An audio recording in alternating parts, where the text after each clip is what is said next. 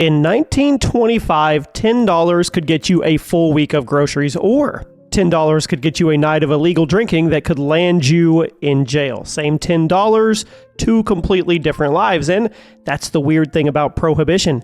Money didn't just have value back then. It had risk that was attached to that value, because depending on how you spent it, you weren't just buying something.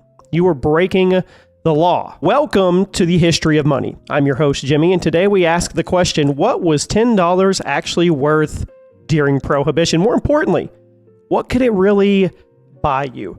Now, to understand that, we need to step into America in the 1920s, right in the middle of Prohibition.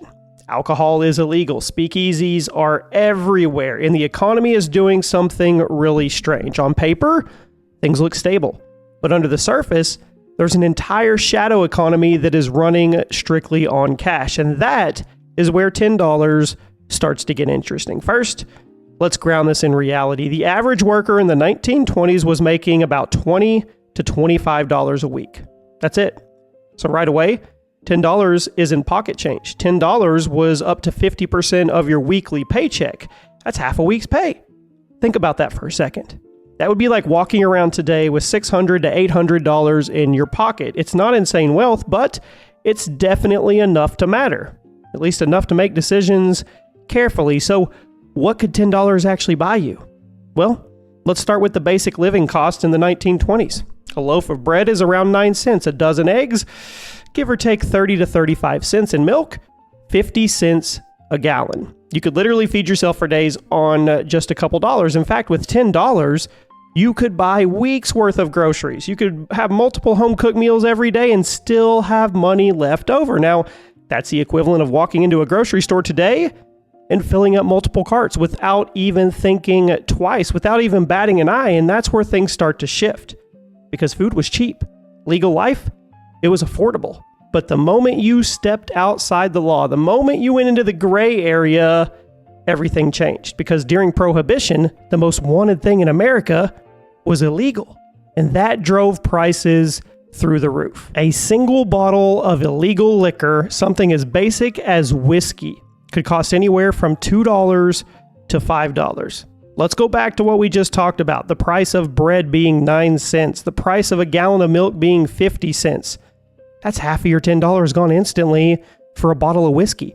And if you were drinking in a speakeasy, prices, they went even higher. You weren't just paying for the alcohol. You were paying for the secrecy, the protection, and you were actually paying for the risk of getting caught, which means that same $10 could disappear in one night. Just a few drinks, a couple rounds, and it's gone. But here's the part that most people don't even realize. Some people weren't just spending all that money. They were making it. Bootleggers, the people supplying that illegal alcohol during the Prohibition, were making insane profits. We're talking about turning a few dollars into hundreds.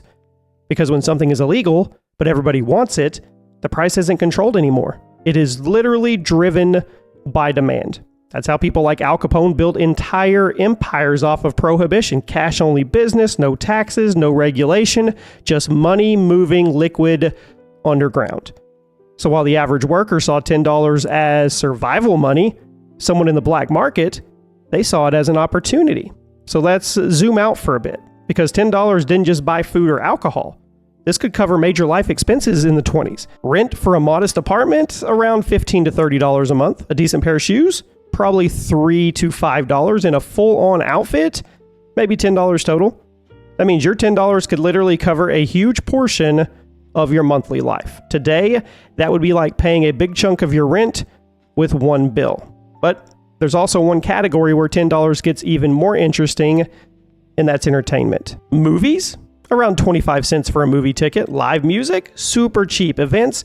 They were affordable back then. It wasn't $800 for a front row ticket. Actually, not a front row ticket, a nosebleed ticket. $4,000 on Ticketmaster for a front row. $250 for parking. $100 for a drink and some popcorn. No. You could go out multiple nights in a row and barely dent your money unless you mixed entertainment with illegal alcohol.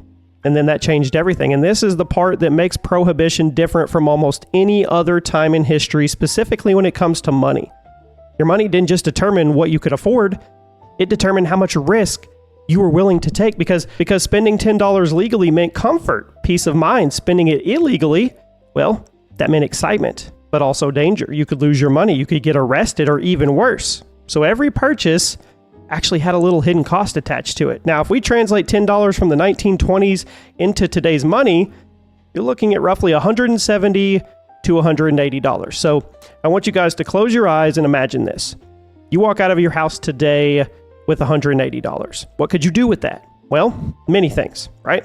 You could stock your refrigerator, you could pay a bill or two, you could cover some essentials, whether that be toiletries, I don't know, paper towels, whatever. It could get you a full tank of gas, it could get you a couple meals for the day. It's not a lot, but you can do some work with $180. Or you could blow it all in one night on something illegal or risky. That's exactly the choice people were making in the 1920s, but they were making it every single day.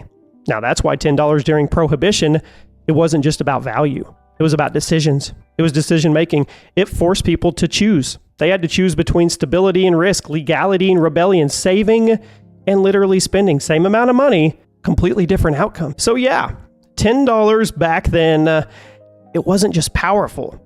It was flexible. It would build your life if you let it, or it could disappear overnight. And honestly, that might not be as different from today as we think. Now, the more I think about it, but back then, it had so many hidden attachments to it.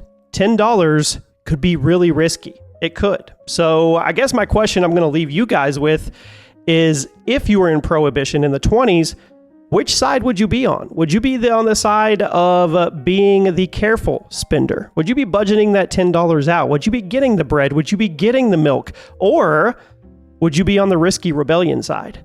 Would you be taking that $10 and going and finding that speakeasy and knowing the secret knock to get in there and spending it on alcohol? Because one thing that we have all learned, and we've learned over time, FOMO is real. And people do have the fear of missing out, whatever that may be. So if there's people with money and they know that there's people having a good time and having something that they're technically not supposed to have, that's going to drive a lot of people to go do it.